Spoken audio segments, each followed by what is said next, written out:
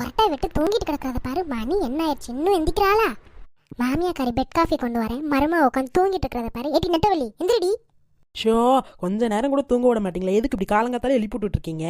காலங்காத்தாலையா? எம்மாடி, மணி 11 ஆகுதுமா. எந்திரி, எந்திரிச்சு இந்த காப்பியை குடி. இப்படியா? எம்பிட்டு நேரம் கழிச்சா எனக்கு காப்பி தருவீங்க? அப்பதாம்மா, என்னை மன்னிச்சிரு, இந்த காப்பியை குடி.